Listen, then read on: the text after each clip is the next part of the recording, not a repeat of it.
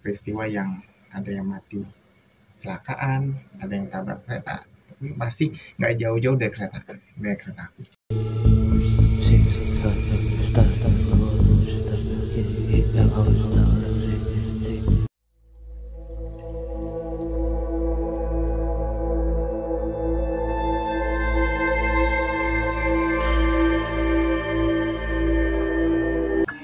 Assalamualaikum warahmatullahi wabarakatuh. Selamat malam semuanya. Kembali lagi kita bersama JPM, Jejak Petualangan Malam.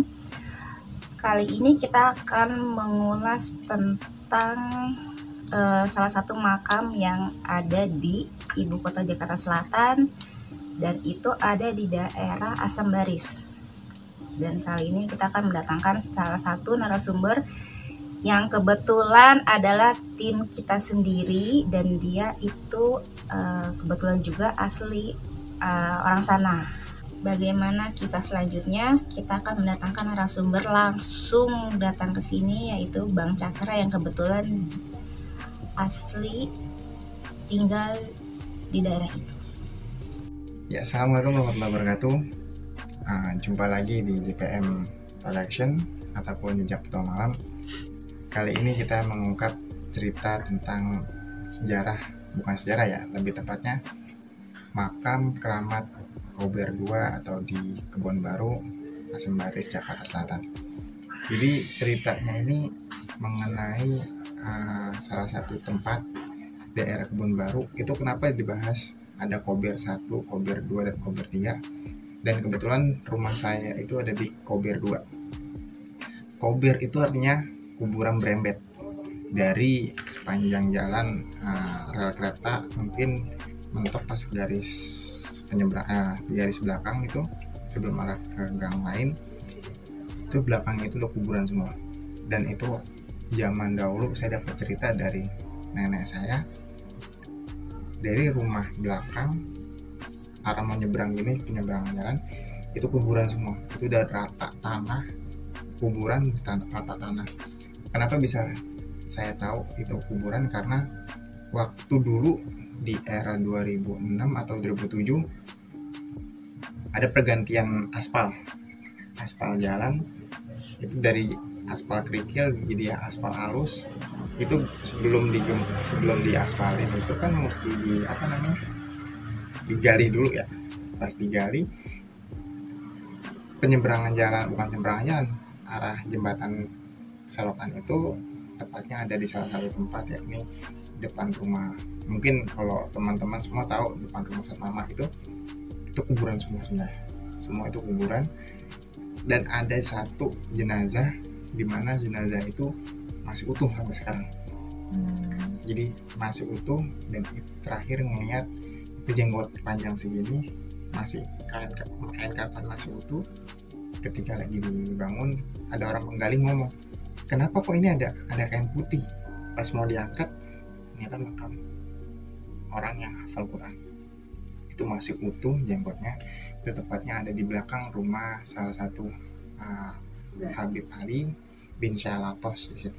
Habib Ali bin Muhammad Al-Atos, belakangnya itu ada makam. Jadi di situ tempatnya. Dan ada sejarah pun tentang saya pribadi, pernah ketemu sama salah satu penghuni situ, yakni berupa wujud pocong. Berarti kalau untuk Kober itu sendiri, dia itu memang makam keluarga daerah situ atau memang umum, Bang? Jadi Kober itu ada yang sebagian makam keluarga, ada yang umum. Jadi makam keluarga itu masih sampai sekarang pun masih ada, tempatnya itu masih ada makam keluarga. Ada di Kober 2 itu ada sekitar dua makam yang masih ada sampai sekarang. Mungkin yang satu di pinggir rel itu dijadikan kandang burung, yang satu lagi tetap masih utuh kokoh dengan makam keluarga gitu. Dan di situ pun juga banyak tragedi peristiwa yang ada yang mati kecelakaan, ada yang tabrak kereta, tapi pasti nggak jauh-jauh dari kereta api. Karena memang posisinya di situ samping kereta ya, samping rel kereta api ya. Benar. Di dekat rel kereta api, dan situ banyak banget tragedi. Dan salah satunya, mungkin saya masih kecil, itu antara umur 7 tahun 8 tahun, lagi zaman-zamannya main polisi maling kalau salah.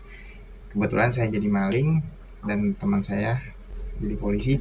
Itu masih ingat ada 5 orang, saya, Putra, Fadil, Sahal, satu lagi saya lupa ini teman. Jadi 5 ini jadi maling, kita lewat. Dan itu kejadian pas bulan Ramadan, orang-orang lagi pada sholat tarawih, kita malah asik main apa namanya, polisi maling itu. Lagi mau polisi maling, kita turun dari jembatan, dari penyeberangan jalan Kober, pas banget itu udah makan. Saya duduk di situ, saya, Fadil dengan Sahal lagi ngobrol di situ. Lagi ngobrol, ada kakek-kakek itu emang setiap sore ada di situ. Dia ngomong, ngapain lu pada nggak taraweh? Agak, kan anak kecil nggak diwajib untuk sholat taraweh, malah diusir pak, malah mengganggu orang yang sedang bersolat, orang yang sedang beribadah ibaratnya. Kita diem di situ ngobrol dah. Akhirnya tiba-tiba dari atas teriakan, maling. Ternyata bukan polisi teman kita itu, ternyata Putra. Kita lewat, nah saya ngumpet di semak-semak dekat rumah teman, lanapung. Tiba-tiba si Putra ini ngomong, lu mau ngeliat pocong kan? Asli pocong. Posisi saya masih ketakutan dan emang belum ada rasa feel buat ngeliat seperti itu. Anak-anak bilang, coba yuk lihat. Pas kita lihat, itu posisi warung itu yang tadi kita nongkrong di situ, ada kakek-kakek. Ternyata itu pocong. Asli bentuk pocong gitu. Asli bentuk pocong, mukanya hancur, dan sini masih ada belatung. Itu nggak jauh, mungkin ada kali 5 meter dari lokasi. Kita ngidepin, pocong di posisi begini, saya nengok gitu. Pas ngeliatin kita, diem, kita kabur gitu. Bahkan teman-teman kita yang jadi polisi itu nyariin, disangkain kita itu masuk ke dunia lain daripada makam keramat Kober itu. Sampai teman-teman tuh nyariin ke rumah, Cakra, terus Adil segala macam, bilang kalau bahwasannya kita memang ketemu sosok pocong di situ. Gitu. Untuk sosok pocong itu sendiri, itu siapa? Mungkin dari penunggu ataupun yang punya wilayah Kober tersebut mungkin.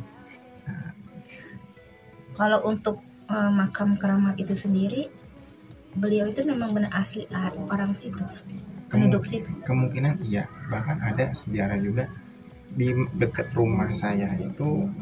Sekarang masih ada itu rumah gede.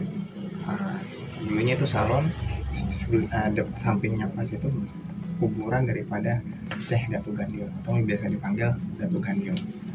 Nah, beliau itu sosok public figure di era 60-an.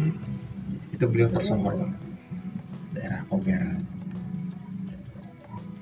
Nah, jadi sosok Syekh Datu Gandil ini yang tersohor di daerah Kober ternyata seorang ulama.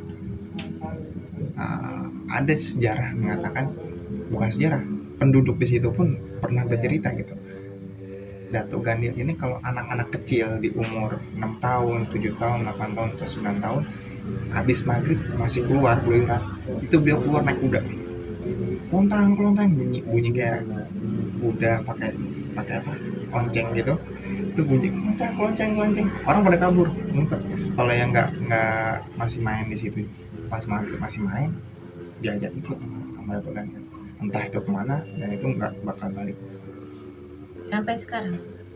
Kalau ceritanya Allah alam ya. Maka dulu itu masih ada lampu lentera, jadi zaman masih mungkin di era 60-an ke atas mungkin sejarah itu.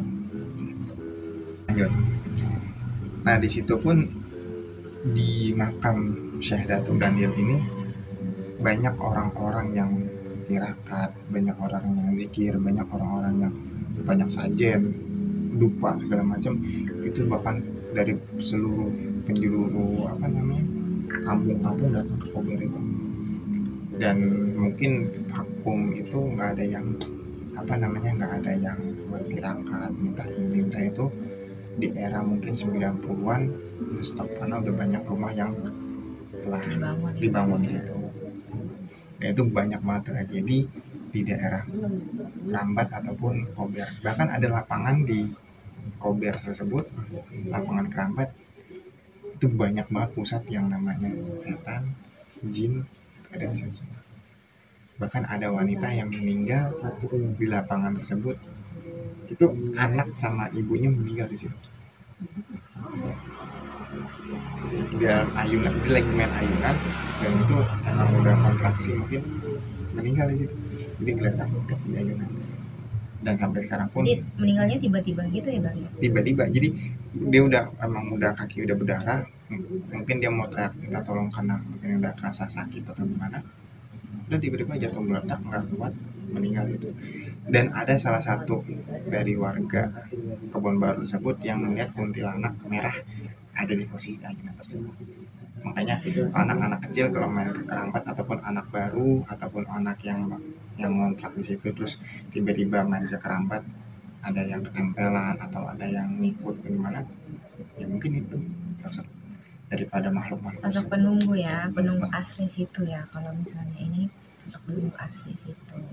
Berarti untuk kisah makam keramat yang ada di salah satu situ, lama-lama sudah terkikis ya Bang ya, kisahnya sudah terkikis. Dan itu banyak banget fenomena, ada yang tukang sate ketemu sama salah satu makhluk di situ, dan belum kebetulan juga orang tersebut baru meninggal, ketemu juga tukang sate digodain sama makhluk tersebut.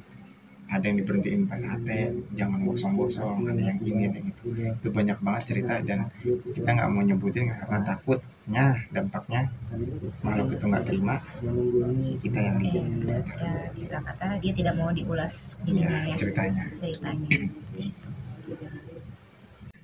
Ya, untuk teman-teman semua Jejak Petualang Malam, kemungkinan kita akan lanjut ke part 2 yang mana nanti kita akan cerita langsung kepada yang bersangkutan ataupun moderator warga sekitar untuk menjelaskan secara detail sosok daripada Syekh Datuk Kandil. Kita akan bukan mewawancarai ya, lebih tepatnya kita akan mengulas tentang keramat Syekh Datuk Kandil.